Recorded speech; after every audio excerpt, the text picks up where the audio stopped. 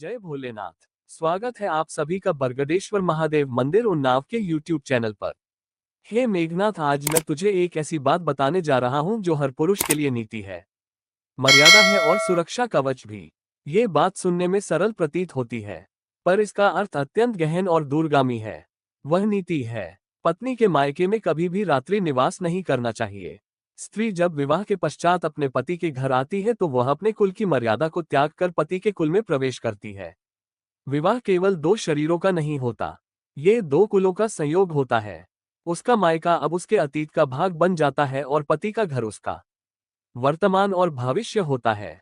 यदि कोई पुरुष बार बार अपनी पत्नी के मायके जाए या वहां रात्रि व्यतीत करे तो धीरे धीरे उसका तेज, उसका अधिकार और उसका कुल धर्म क्षीण होने लगता है।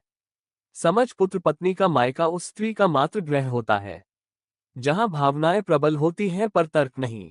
वहां तुझे अतिथि की भांति सम्मान तो मिलेगा पर भीतर की नियत वह नहीं होगी जो मुख पर दिखाई जाती है।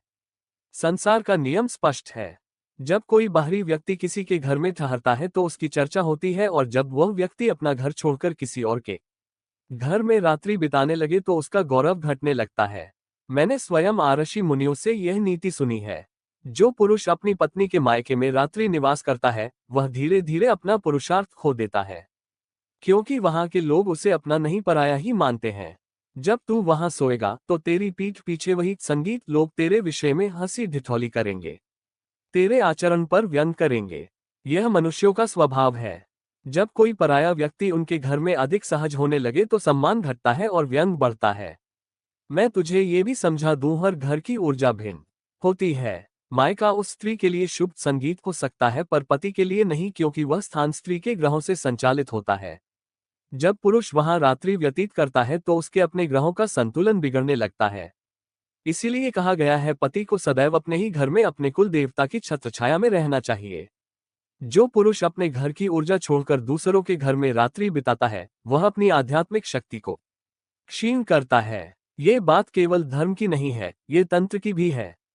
यदि मायके वाले ईर्ष्यालु या चालाक प्रवृत्ति के हो तो रात्रि में जड़ी टोटका, तंत्र मंत्र या नजर बंधन का प्रयोग भी कर सकते हैं। जहां पुरुष अपने घर से दूर होता है वहीं वह सबसे अधिक असुरक्षित होता है। अपने घर में तेरा तेज तेरे कुल देवता की रक्षा में रहता है, पर पराये घर में नहीं। इसलिए स्मरण रख, मायके की रसोई का अन्न ना खा और वहां कभी रात्रि मत बिताना, क्योंकि वही रात्रि तेरी शक्ति को दुर्बल कर सकती है।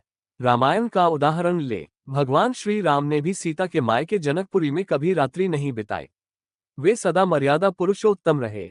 विवाह के पश्चात वे तुरंत अयोध्या लौट आए, क्योंकि वे जानते थे पति का धर्म है अपने कुल की मर्यादा में रहना। सीता जनक नंदिनी थी, पर श्री राम ने कभी जनक का घर अपना घर नहीं माना। यही धर्म है, यही नीति है, और यही लंका के राजा का आचरण होना चाहिए। इसलिए हे मेघनाथ, पत्नी का मायका सम्माननीय है पर ठहरने योग्य नहीं। वहां जाकर स्नेह दे, आदर दे, पर रात्रि मत दे, क्योंकि पराई भूमि पर बिताई गई रात्रि पुरुष के तेज को क्षीण करती है। लोग मुख से आदर करेंगे पर पीठ पीछे हंसी अवश्य करेंगे, और यदि दुर्भावना हुई तो वही रात्रि तेरे भाग्य को भी कलुषित कर सकती है। इसलिए अपने कुल की मर्यादा, अपनी शक्ति और अपनी रक्षा के लिए दिन में जाओ, स्नेह दो और सूर्यास्त से पहले लौट आओ। यही नीति है, यही धर्म है और यही पुरुष का सच्चा मार्ग है।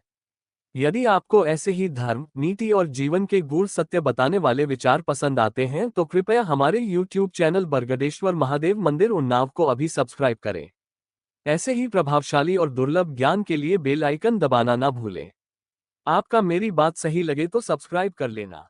हर हर महादेव।